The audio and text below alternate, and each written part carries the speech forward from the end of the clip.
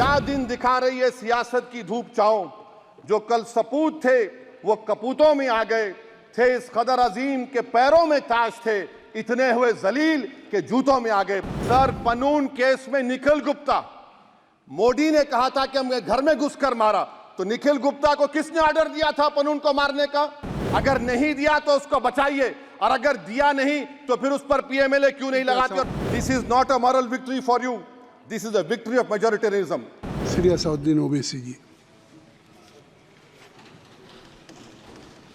शुक्रिया मोहतरम चेयरमैन साहब, आपने मुझे बोलने का मौका दिया। मैं शुरुआत में बताना चाह रहा हूं कि मैं हुकूमत की तरफ से लाए गए इस रेजोल्यूशन की मुखालिफत में बोल रहा हूं और मैंने अमेंडमेंट्स भी दिए हैं प्रेजेंट एड्रेस के लिए। और चेयरमैन साहब, आप उर्दू को जानते हैं, किसी एक शायर ने शायद बरसर इख्तिदार जमात के लिए ये शेर कहा होगा कि उसूल बेचकर मसनद ख़रीदने वालों, निगाह अहले वफ़ा में बहुत हक़ीर हो तुम, वतन का पास तुम्हें था ना होगा कभी, कि अपने हिर्स के बंदे हो बेज़मीर हो तुम, इज़्ज़त नफ्स किसी शख्स की महफूज नहीं, अब तो अपने ही निगहबानों से डर लगता है, डंके की चोट पे जालिम को बुरा कहता हूँ, मुझे सूली से न जिंदानों से डर लगता है। मोहतरम चेयरमैन साहब, मैं आज इन लोगों की तरफ से बोल रहा हूँ जो दिखते तो हैं, जिनके बारे में बात तो होती है मगर उनकी कोई नहीं सुनता। मैं उनके बारे में बोल रहा हूँ जिनके बारे में वज़ीर आज़म मोदी ने कहा था कि घुसपैठी है। मैं उन बेटियों और माओं के बारे में कह रहा हूँ जिनके बारे में मोदी ने कहा कि ज़्यादा बच्चे पैदा करते। मैं उन मासूम नौजवानों के बारे में कह रहा हूँ जिनको मॉब लिंचिंग के ज़रिए मारा जा रहा है। मैं उन बेज़ुबान माँ और बाप के बारे में बोल रहा हूँ जिनकी औलाद आज इस हुकूमत के गलत कानून के चक्कर में जेलों में सड़ रहे हैं। सर, मैं दस्तूर जब इस ऐवान में बन रहा था, संविधान बन रहा था, तो उस वक्त अलहदा वोटर लिस्ट और इंतखाबी रिजर्वेशन की बात आई, तो उस वक्त के हमारे फाउंडिंग फादर्स ने, हमारे बुजुर्गों ने, दोनों समुदाय के हिंदू और मुसलमानों ने फैसला किया कि हम इस पर राज़ी नहीं होंगे। बल्कि उन्होंने क्या कहा था हमारे फाउंडिंग फादर्स ने, उन्होंने मुखालिफत की थी अलहदा वोटर लिस्ट की और इंतखाबी रिजर्वेशन की। उन्होंने कहा था, I quote sir, it is the duty of majority community to ensure that minorities are elected in the representative numbers.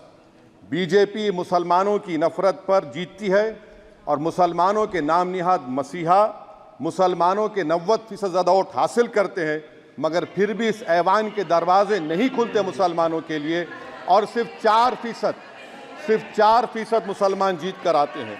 Sir, संविधान सिर्फ एक किताब नहीं है जिसे चूमा जाए, संविधान एक किताब नहीं है जिसे दिखाया जाए, संविधान एक सिंबल भी है, मगर संविधान एक हमारे बुजुर्गों के ख्वाबों की किताब है।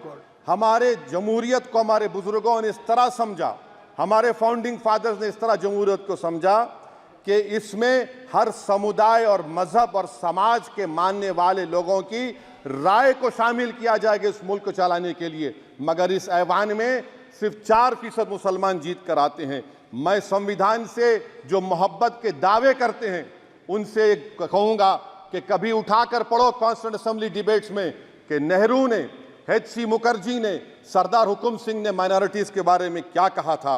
सर, वतन अजीज़ का मुस्तकबिल कैसा होगा जब बीजेपी मुझे गायब करना चाहती है और दीगर हिज़्ब इख्तिलाफ की पार्टियां के लिए मेरा वजूद सिर्फ वोट डालना और अपनी खबर में जाकर सो जाना है। इसीलिए आप देखते हैं कि समाजी इंसाफ है सर कि 4% मुसलमान जीत कर आते हैं। सर, इस ऐवान में OBC समाज के MP अब अपर कास्ट के MP के बराबर हो चुके हैं।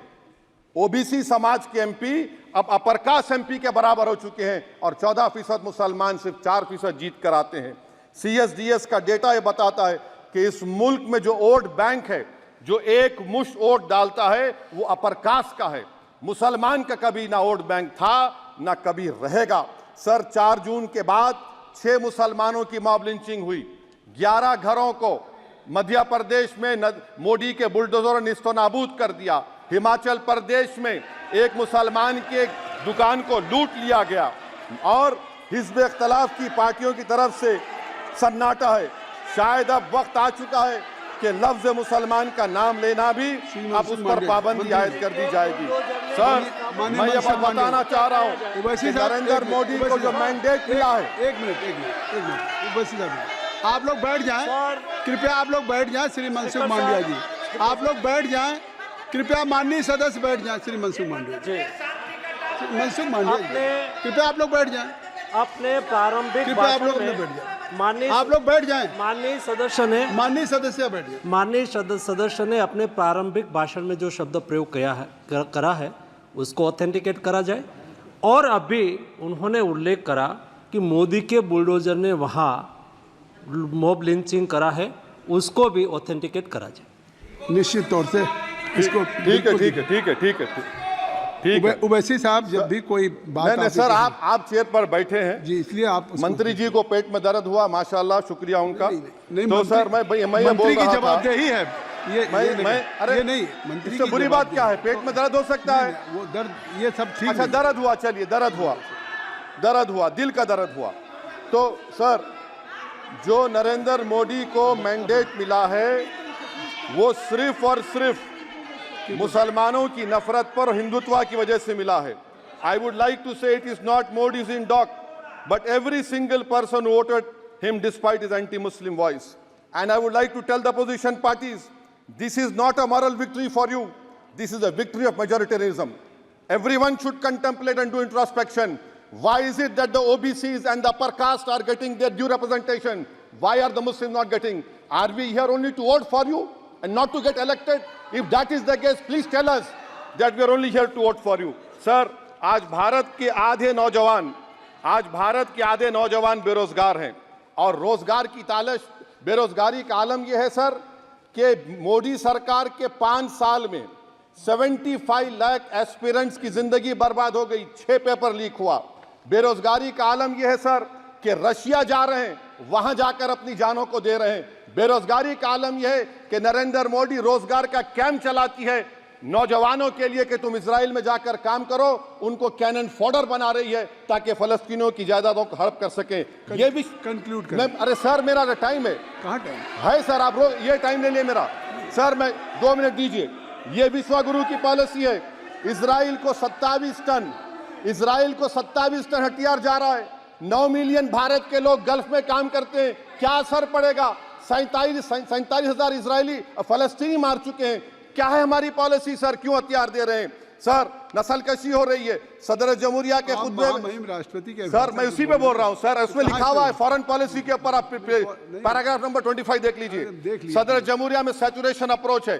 क्यों नहीं मोदी सरकार माइनॉरिटीज को तीनों स्कॉलरशिप को डिमांड करती है? सर, उसको आपने बजट कम कर दिया। सर, बनारस का बुनकर 18 महीने से मंडी का शिकार है, सूरत और बेंगलुरु जा रहा है। सर, आखिरी बात कंक्लूड कर रहा हूं, आखिरी बात। सर, पनून केस में निखिल गुप्ता, मोदी ने कहा था कि हम घर में घुसकर मारा, तो निखिल गुप्ता को किसने ऑर्डर दिया था पनून को मारने का? अगर नहीं दिया तो उसको बचाइए, और अगर दिया नहीं तो फिर उस पर पीएमएलए क्यों नहीं लगाते? और सर समाप्त करो। कमेटी बनाई आपने, उसका क्या हुआ? सर, हम एससीओ को नहीं जा रहे। सर, मैं आपको बता रहा हूं कि मैं अपनी इस तकरीर को टीपू सुल्तान की नजर, सुनिए सर, अब हो गया, खत्म कर रहा हूं सर। मैं अपनी तकरीर को टीपू सुल्तान की नजर कर रहा हूं। ये टीपू सुल्तान की फोटो है, क्या आप इससे भी नफरत करेंगे?